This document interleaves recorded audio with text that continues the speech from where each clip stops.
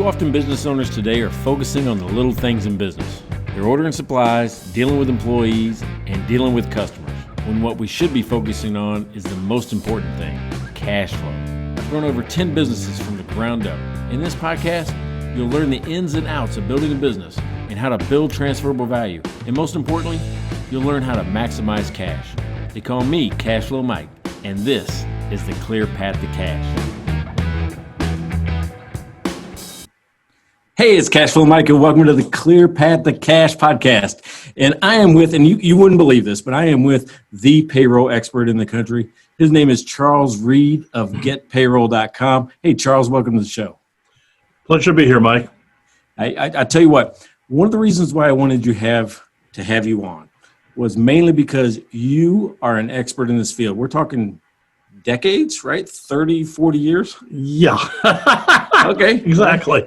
So if anybody knows payroll, and I'll tell you, I mean, after running 13 businesses myself, payroll becomes just a part. It's just a task. It's just a routine task. It's really kind of an afterthought until you had to write the check, right? So I wanted to get somebody's opinion, some expert opinion about, running payroll, working with payroll, pitfalls to avoid. And, of course, we got to bring in some of the PPP stuff that you already do. So that's what we're going to talk with Charles today about. And if you don't know him, he has a new book out called The Payroll Book. If anybody's an expert, it's the person who writes the book, right? So we wrote the book, Mike. You wrote the book, right? That's how you can say it. I wrote the book on payroll. It's called The Payroll Book. So, and if you haven't subscribed, all right, you can hear the Clear Path to Cash podcast. It's on Apple, it's on Google, it's on Stitcher. We do have a YouTube version. So there's any way that you want to get your news, you want to get your podcast, you want to get your information about payroll from Charles Reed, just subscribe to one of those channels. So Charles, let's kind of get into it because I said it's one of those long, boring topics that we often avoid. How did you get into it? Well, I'd worked for major corporations for a number of years after getting my MBA. And I went to school after I was in the military. So after working for major corporations, I went to work for a small franchise operation that was doing mobile accounting and payroll. And the board wanted the franchisor out of it. So I bought the original franchise office. And that was 1991. We had an integral part of the payroll business was part of the business. And so basically I hung out my shingle as a CPA with a franchise. Franchisor went broke and we just changed the name and kept going. And that's been almost 30 years now. Oh, be darned. So when I talk about the 90s or the 80s or anything like that with my kids, I always go back, back in the 1900s, back in 1985. And they just hate it, right? They're like, why do you say it like that, Dad? And I'm like, because it's funny. It really is. I talk to my grandkids that way. So I'm telling you, when I think payroll, I think rules, I think numbers, I think strict columns and things that I can and can't do. Now, if I remember right, you've got kind of a strict background even before business in the military, right? Absolutely. I was raised, my father was military, a naval commander, reserve, World War II. And so I was raised in a very disciplined family. And then I went in the Marine Corps for 4 years. And if you're going to find discipline, you will find it in the military, I promise you. That's true. And it teaches you self-discipline, and there's a place for everything and everything in its place. And there's a right way, a wrong way, and a Marine way to do things. Well, I grew up with a Marine dad, so yeah, I know exactly what you're talking about. You know very well. There was no sleeping in at my house.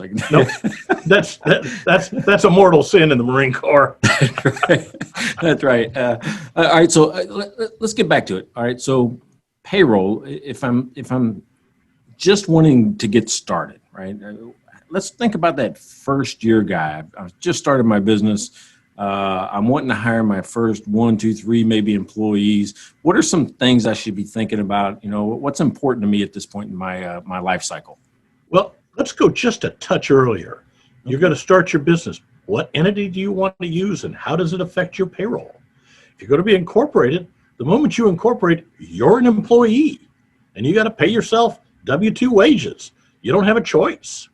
So the entity is important. Then you got to get set up with the federal government. You got to get set up with the state government. You may have to get set up with the local government, get all your numbers, get all your IDs, get all your rates, and be ready when you do that first payroll to withhold the proper taxes. Because if you don't start it right, it just goes downhill from there. So it's a matter of getting all that information ready for your compliance, because compliance is the key. I mean, calculating payroll is not that complex. Calculations are relatively simple. Complying with all the laws around it is extremely complicated and complex. You've got all the federal rules, and they are huge and numerous and change constantly. Then you have all your state laws, and you may have local laws as well. If you're in Philadelphia, you pay payroll tax to the school district. Oh, wow. So, depending on where you live, it can be very, very complicated with all kinds of layers. And this is what we try and do in the book, is take a new entrepreneur and stepping through all these things. And so he understands who's an employee and who's not an employee. The Labor Department says 70% of U.S. businesses misclassify workers, either as independent contractors versus employees or salary versus overtime. 70%.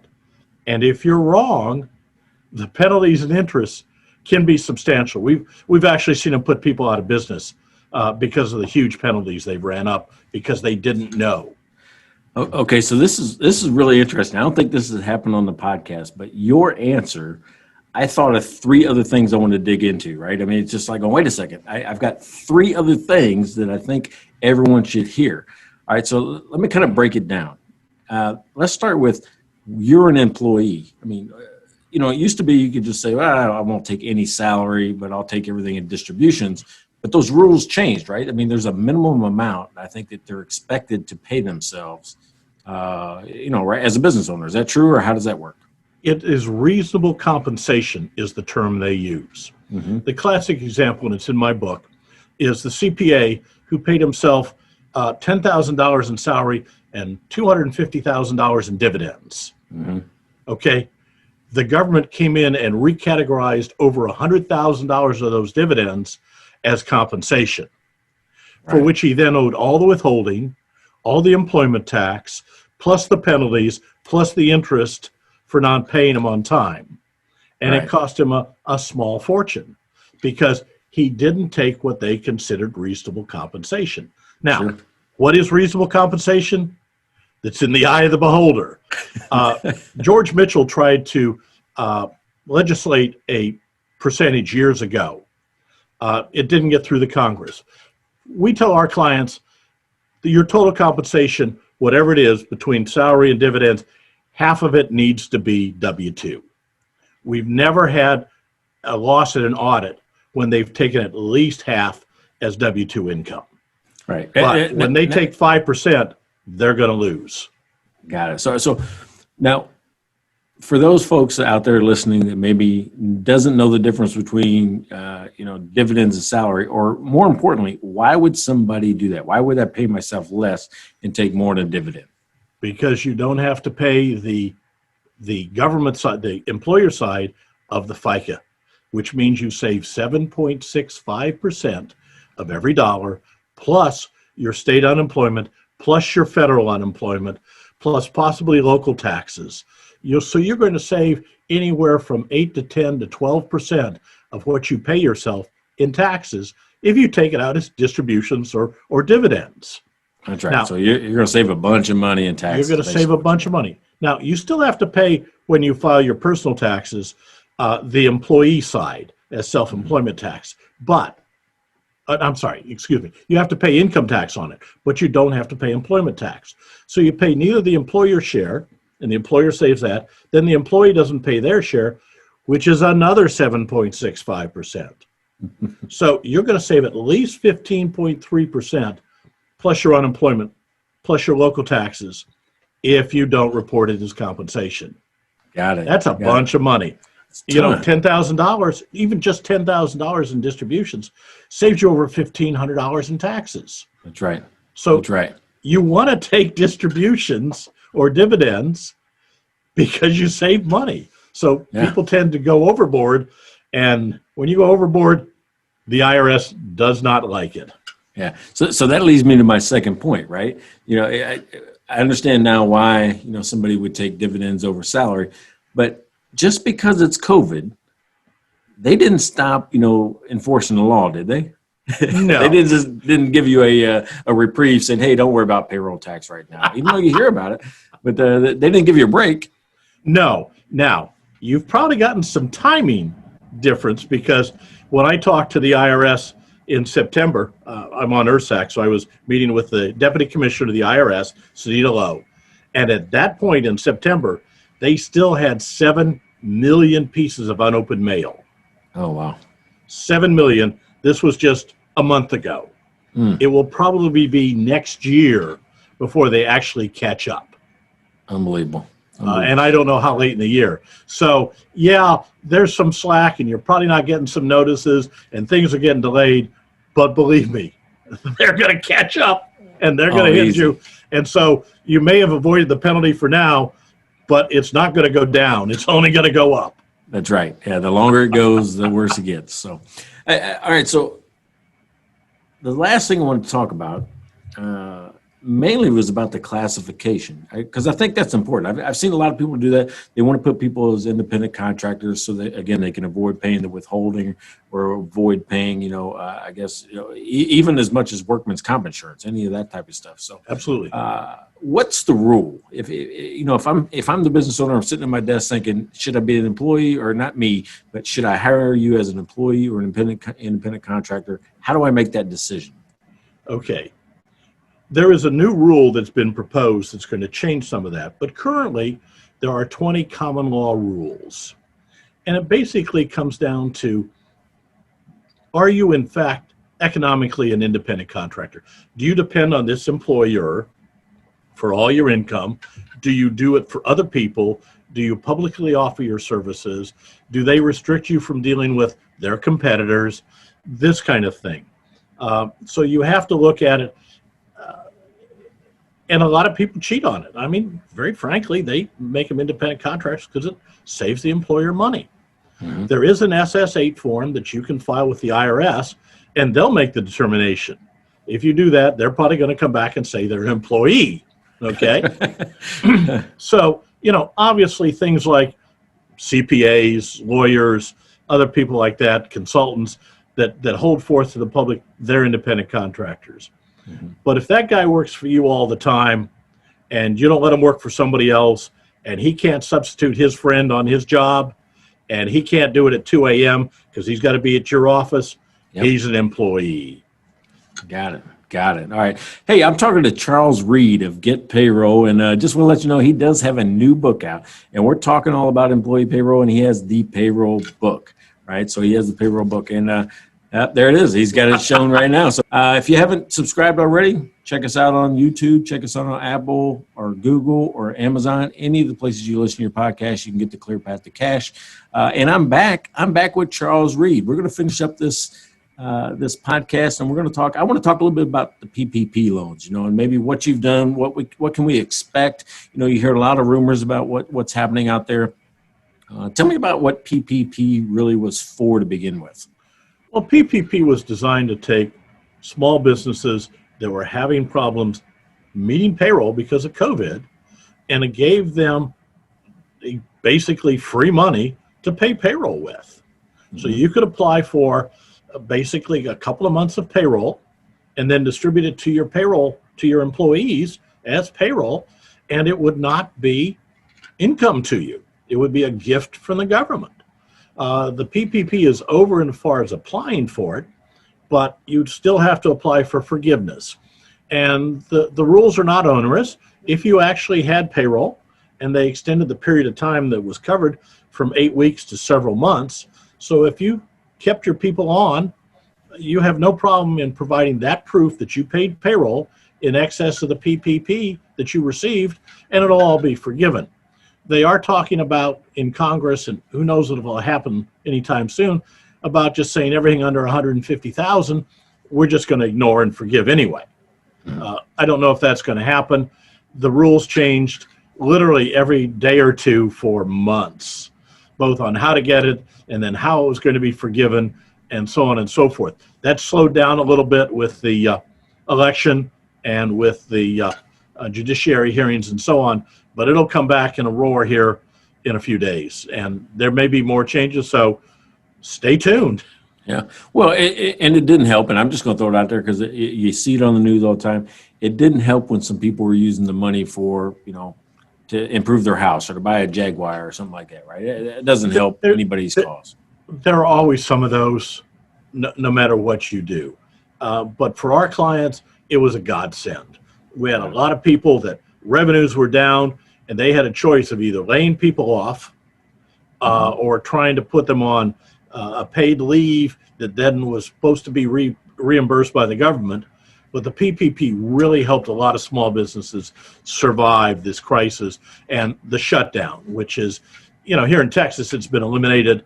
It's still in existence in some spots. But, with COVID deaths down substantially and hospitalizations down, things are starting to get back to normal.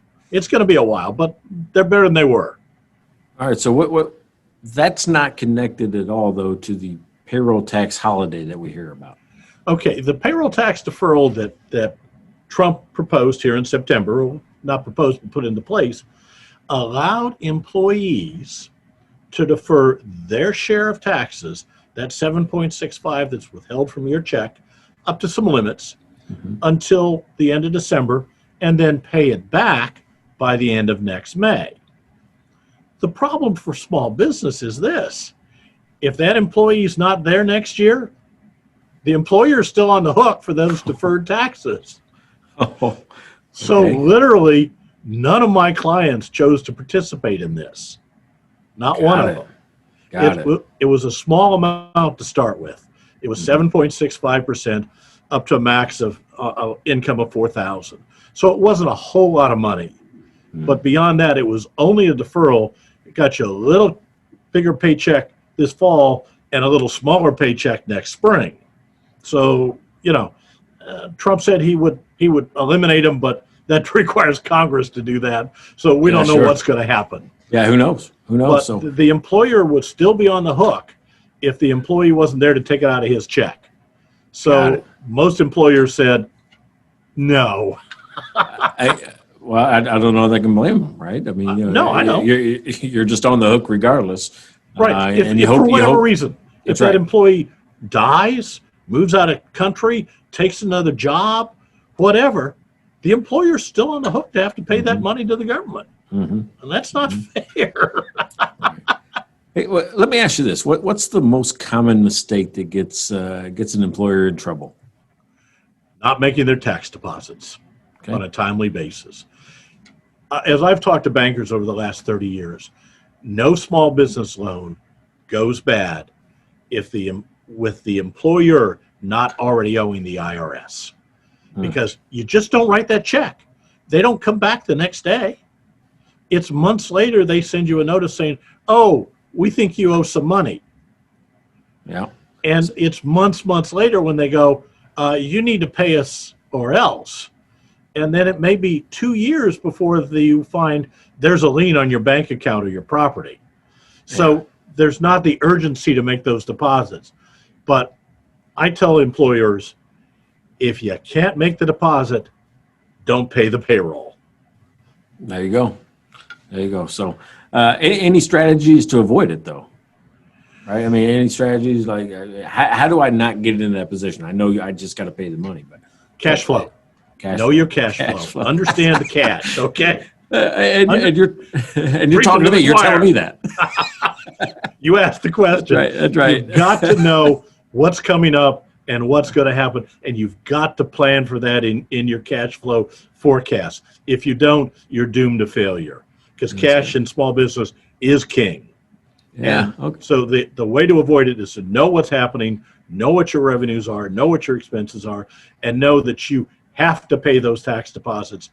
If not, you are putting your long-term success in dire jeopardy. Got it. Hey, let's spend the last couple of minutes talking about your book. I mean, where can I get it? What's it about? Why should I have it on my bookshelf?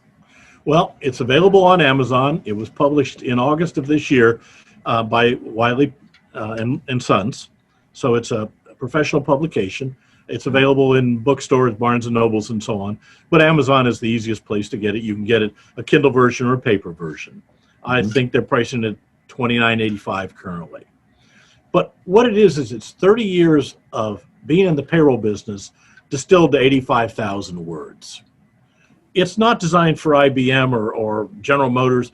It's designed for the small entrepreneur, small businessman, small startup.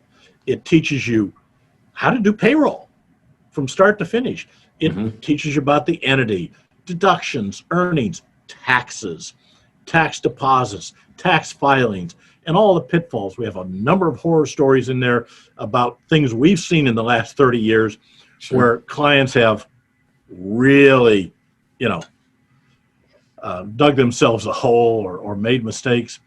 And another thing to remember, because there's a whole section on abating penalties, is the IRS makes mistakes.